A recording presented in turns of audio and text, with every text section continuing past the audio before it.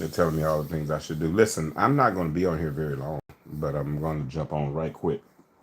And I want to issue an invitation to those who might be available tonight at 8 p.m. Eastern Standard Time to tune in to the Intellectual Stew with yours truly, James Kirklin. Tonight we are discussing a topic I call Hey Self, when the mirror becomes furniture.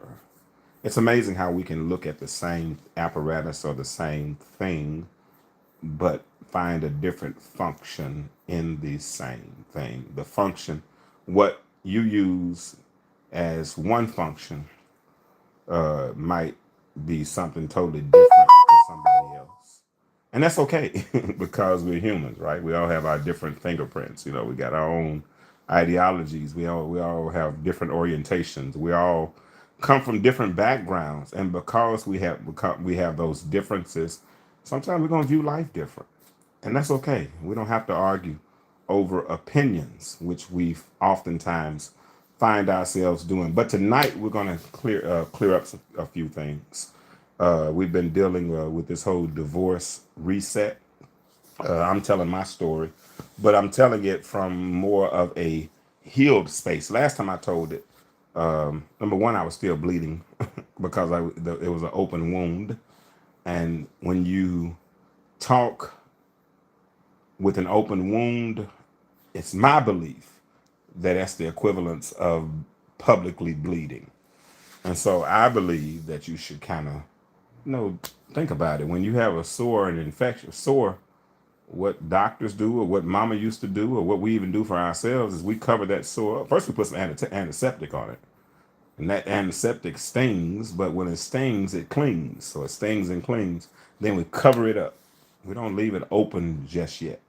And so when you have an open wound of a fresh breakup, sometimes you got to cover it up. You got to go be by yourself, sit down somewhere. And so I sat down for the last few years, and now I'm back and I'm telling my story. So if you're available tonight at 8 p.m. Eastern Standard Time, if you've gone through I'm speaking to two audiences. One audience is women who have gone through divorces or breakups and are trying to get a better understanding. And I'm speaking to men who have also participated in breakups, but in participating in those breakups, sometimes they didn't see themselves, and because they didn't see themselves, that mirror starts to serve its, hey, how you doing, Sophia?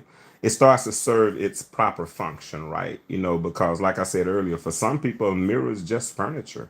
Me personally, telling my testimony, for years I didn't look in the mirror. I didn't have to look in the mirror. I could tie my tie riding down the street. I could brush my teeth. Why? I'm telling people about my show tonight. I do a podcast here called The Intellectual Stew, and so I talk about relationships. And part of my relationship journey is some of the mistakes I made in my divorce, and I'm sharing those stories with ladies and with men, and in hopes that I can help save some marriages or save some. I know this probably not a very popular message on this channel because a lot of people want to see relationships destroyed. They don't want to see people getting married anymore, those things. But I know what I did wrong. So I'm sharing it. And so we do a podcast every Monday night at 8 p.m. Eastern Standard Time. And I tell my story. I open the door up for other people to tell their story. I'm not trying to embarrass anybody. One thing I don't do, Sophia, is I don't argue over opinions because I understand we all come from different spaces and different places. And because of that, we all have different foundations. And so I give people the space to tell their story within reason, of course. And I'm telling mine. So tonight I'm going to be talking about a moment that I went through after my divorce, where I was walking in the bathroom, after having not really looked in the mirror for a long time, I kind of caught it in my peripheral vision. And when I caught it in my peripheral vision, what's up, Edwin? I said, "Hey, self," and that was an awakening for me. And so, and then I went on to write a book about it called "Stuck on the Couch." But now I'm coming back telling the story from a healed space.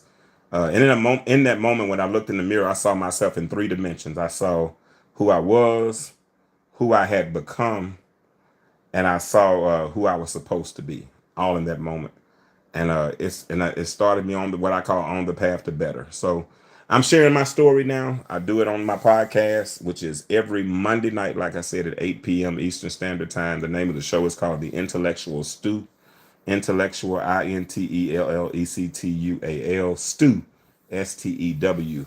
If you want to check out my channel. But y'all come and check it out. I'm about to take a nap.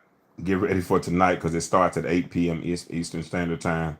And we'll go from there. But thank y'all for tuning in for a few minutes. I wasn't going to be on here long. I just wanted to make a personal invitation before the bots start coming in here and making some crazy sounds. And and I have to cuss somebody out. And trying not to cuss no more. I'm trying to use, because I do have a vocabulary. I try to. Miss Richard told me when I was in 8th grade that cursing was a sign of a limited vocabulary. So I don't want to tell on myself. So I'm gonna let these bots do what they do, and I'm gonna say good night until 8 p.m. For real, 8 p.m. Eastern Standard Time. Y'all check me out tonight on this channel, 8 p.m. Eastern Standard Time. It's called The Intellectual Stew, and we'll be discussing. Ladies, you really want to hear this for real, especially if you're going through a breakup and you're trying to understand. Because last week we did a show. I'm about to go for real. Last week we did a show. We said maybe we didn't choose the wrong mate. Hey, what's up, Marlene? Last week we did a show called Maybe We Didn't Choose the Wrong Mate. We said maybe we mismanaged the right one. Cause sometimes how do you go from loving somebody enough to want to marry them, then all of a sudden you hate them? I'm sorry. I don't know if you're a boy. Okay, I just said hey, Marlene. I don't know if you're a boy or girl, or whatever. But anyway, how do you go from loving somebody enough to want to marry them, have children with them, all those things, and now all of a sudden you can't stand the ground they walk on? Something had to happen in that relationship where you mismanaged it. Go check out that show from last week. But I'm out for real. I see these bots coming, and I ain't got time. Holla at you. Nope.